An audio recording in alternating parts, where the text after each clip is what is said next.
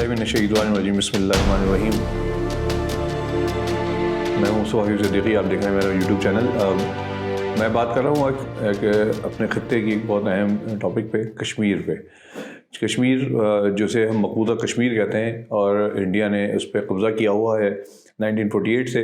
पाकिस्तान उसके लिए कश्मीर के लिए आवाज़ बुलंद करता रहा है हमेशा से, और कायदे आज़म ने उस कश्मीर को पाकिस्तान की शहर करार दिया था। आज मैं उस कश्मीर पे बात करना चाह रहा हूँ, और बात करने की वजह यह है कि अफसोस मुझे ये होता है कि हमारी तरजीहात इतनी तब्दील हो चुकी हैं कि हमारे पास वक्त नहीं है कश्मीर के लिए बात करने की, कश्मीर के लिए आवाज़ उठाने की। मुझे याद है मेरा बचपन जो गुजरा है वो कश्मीर की आज़ादी के लिए तहरीक चलाते हुए और कश्मीर की आज़ादी के लिए, कश्मीर के लिए मुख्तलिफ इवेंट्स करते हुए गुजरा। वो ख़बरें सुनना, वो ख़बरनामे में ये बात बहुत अहम थी कि पहली दूसरी खबर कश्मीर की होती थी, हेडलाइंस कश्मीर की होती थी। कांगार वादी और दीगर हमने ड्रामे देखते हुए वक्त गुजारा, और वो बचपन हमने गुजारा।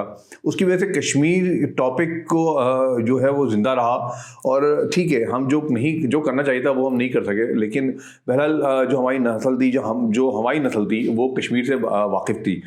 लेकिन फिर रफ्ता रफ्ता हम शायद थक गए, और वो जो कश्मीरी मुसलमान वहाँ पे जो इस वक्त इस मुश्किल में है गुज़िश्ता 70 सालों से, और जो जद्दोजहद कर रहे हैं, जिसमें एक नस्ल पूरी चली गई। अली गिलानी साहब जैसे लोग इंतकाल कर गए, जिन्होंने कश्मीर की बागडोर संभाली थी और जिन्होंने कश्मीर की तहरीक को लेके आगे चले थे, वो जब चले गए तो कश्मीर की तहरीक भी दबना शुरू हो गई। और हमारी तरफ से, पाकिस्तान की तरफ से ख़ास तौर पर नहायत अफसोस के साथ कि हमारी खारजा पॉलिसी में शायद इतना ज़्यादा मामला ख़राब हो गया कि हमारी तरजीहात है ही नहीं कश्मीर, और हम इंडिया से दोस्ती की मींगें बढ़ा रहे हैं। हम दोस्ती करना चाहते हैं, हम चाहते हैं इंडिया से हमारा लेन देन शुरू हो जाए, ताज़ शुरू हो जाए, लेकिन वो कश्मीर की बुनियाद पर हो जाए तो मेरा ख्याल है बहुत ख़तरनाक बात है। पिछले साल कश्मीर में क्या कुछ हुआ, मोदी हुकूमत जो कश्मीर में कश्मीरी मुसलमानों के साथ जो कुछ जुल्म करती रही है, उस जुल्म को हम बयान नहीं कर पा रहे उस तरह जिस तरह हमारी मीडिया को बयान करना चाहिए। मैं ख़बरें सुनता रहा इस दौरान, ख़ास तौर पर इसको नोट किया मैंने कि हमारे प्राइवेट चैनल्स जो हैं उनमें कश्मीर की खबर होती ही नहीं है अब तकरीबन। और जो PTV कभी कश्मीर बगैर कोई खबरनामा नहीं जारी करता था, उसमें भी कश्मीर की खबरें अब बहुत कम हो गई हैं। हमारी हुकूमत को इस जानिब तवज्जो देने की ज़रूरत है। बहरहाल मैं इस वक्त बात करना चाहता हूँ कश्मीर में मोदी गवर्नमेंट ने जो कुछ किया है उसके एक खुलासा, छोटी सी बात आपसे करना चाहूँगा। बहुत वसअत नहीं है, बहुत ज़्यादा तवील आपका टाइम लूँगा। पिछले दिनों इस अल जज़ीरा ने एक रिपोर्ट जारी की 2022 से के अंदर जो कश्मीर में जो कुछ हुआ है, और मोदी गवर्नमेंट ने जो कवानीन में तब्दीली करने के बाद कश्मीर की डेमोग्राफी चेंज की है, कश्मीर के मुसलमानों को कम जाहिर करके और कश्मीर के मुसलमानों की लैंड पर, ज़मीन पर कब्जा करने की कोशिश की है, उस पर अल जज़ीरा ने पूरी एक रिपोर्ट जारी की है।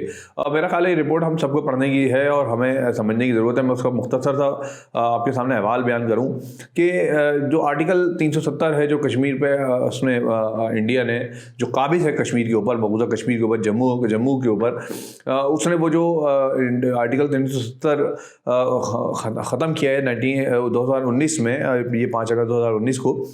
इस आर्टिकल 270 के तहत हमारे जो कश्मीरी भाई थे, कश्मीरी मुसलमान हैं, उनको एक नीम खुद मुख्तारी हासिल थी, और उनकी ज़मीन पे कश्मीर के अंदर इंडिया से आके कोई ज़मीन नहीं खरीद सकता था, कोई वहाँ पे कारोबार का मालिक नहीं बन सकता था, कारोबार नहीं कर सकता था, और कश्मीरी मालिक होगा उसका।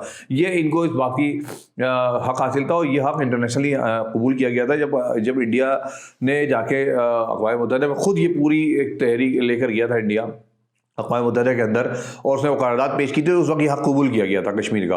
तो आज मोदी गवर्नमेंट, चूँकि वो BJP एक इंतहा पसंद हुकूमत है और उनका एक विज़न है, वो हिंदुस्तान को, भारत को हिंदू जो उसका बनाना चाहते हैं, हिंदू मुल्क बनाना चाहते हैं, तो वो उस नज़रिए, अपने नज़रिए पे वो कायम है और आगे बढ़ रहे हैं। उन्होंने क्या किया, आर्टिकल 370 हटा दिया। उस आर्टिकल 370 हटने के बाद कश्मीर की ज़मीन जो है वो अब कश्मीरियों की नहीं रह गई है, बल्कि जब हिंदुस्तान से कोई भी जाएगा कश्मीर, वो कश्मीर में ज़मीन खरीद सकता है, वो वहाँ पे होटल खरीद सकता है, वो वहाँ पे कारोबार कर सकता है।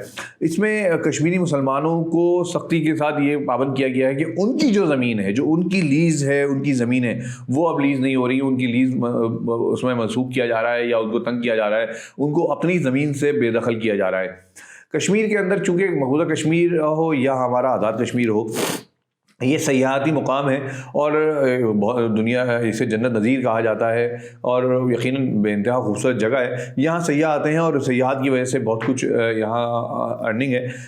मकबूजा कश्मीर के अंदर जो होटल मालिकान है, जो कश्मीरी मुकामी होटल मालिकान थे, उनका जो ज़रिया माश था वो ये सयाहत है। जो लोग आते हैं उससे कमाते हैं या और छोटा मोटा कारोबार है, उन होटल मालिकान की जो होटल हैं वो लीज़ नहीं किए जा रहे हैं। और ना सिर्फ लीज़ नहीं किए जा रहे हैं बल्कि वो ये हो रहा है कि जो बाहर से जो लोग आ रहे हैं उनको होटल फ़रोख्त करने पर मजबूर किया जा रहा है कि उनको होटल दे दिया जाए और उन लोगों को होटल जो है वो उसकी लीज़ दी जा रही है। अक्सरियत जिसमें हिंदू हैं जो कि इंडिया से भारत से आ रहे हैं। और एक बात यहाँ पर यह भी पता चली अल जज़ीरा की रिपोर्ट में कि एक और जो हुक्मनामा जारी किया गया है मोदी गवर्नमेंट की तरफ से, वो ये कि वो होटल ख़रीदने के जो अहल अफराद हैं उसमें जो तरजीह है वो किसको है, वो है इंडिया की जो फ़ौज के साबिक़ एहलकार हैं, वो होटल ख़रीदेंगे या ज़मीन लेंगे उनको दी जाएगी। उन साबिक़ एहलकारों में से अगर कोई ऐसा एहलकार है जो किसी जंग में या किसी झड़प में हलाक हो गया है तो उसकी बेवा को यह हक़ पहुँचता है कि वो हासिल करेगी, उसको दी जाएगी। इसी तरह जो ऑनरशिप है वो उनकी पंडित जो हैं उनको दी जाएगी। ये बिल्कुल क्लियर अल्फाज में उन्होंने इसको क्लियर जारी किया है। और इससे ज़्यादा जुल्म क्या हो सकता है कि आप किसी की ज़मीन पर जाके कब्ज़ा भी करें और आप उस कब्ज़ा इस हद तक करें कि आप उसको बिल्कुल बेदखल कर दें, उसके तमाम इख्तियारात उससे ले लें। बिल्कुल ये वही पोजीशन है जो कि मकबूजा फ़लस्तीन में और इसराइल ने किया था। इसराइल के लोग आए, इसराइल ने जो कुछ मकबूजा फ़लस्तीन में किया बिल्कुल वही मोदी गवर्नमेंट जो है वो इस वक्त कश्मीर के अंदर कर रही है। कश्मीर में इस वक्त जो उनके मुख्तलिफ एरियाज़ हैं उस पर तो उनके कब्ज़ा होते ही जा रहा है। लेकिन एक और जो उनका मामला है वो ये कि उन्होंने वहाँ पे जो मुसलमान मेजॉरिटी वाले जो इलाके हैं उसमें उनकी डेमोग्राफी चेंज करने के लिए एक और काम किया। इलेक्ट्रल मैप जो है, जो इंतखाबी नक्शा है या इंतखाबी जो हदूद है उसको उन्होंने तब्दील कर दिया है और उसके नतीजे उसका उन्होंने सीट्स बढ़ा दी हैं, सीट्स कहीं कम कर दी हैं। जो मुसलमानों का जो मुसलमानों की मेजॉरिटी वाला इलाका है, जब मुसलमानों की अक्सरियत है कश्मीर में मुसलमानों की, उधर सीट उन्होंने कम की है। और जहाँ हिंदू मेजॉरिटी है और जम्मू जिसे कहते हैं उधर उन्होंने सीट बढ़ा दी है। हिंदू जो मुसलमानों की जो टोटल कश्मीर के अंदर जो सीट है वो 83 हुआ करती थी। जो उनकी कानून साज असेंबली की जो लेजिस्लेटिव सीट जो होती थी वो 83 होती थी, उसको उन्होंने बढ़ा के 90 कर दिया।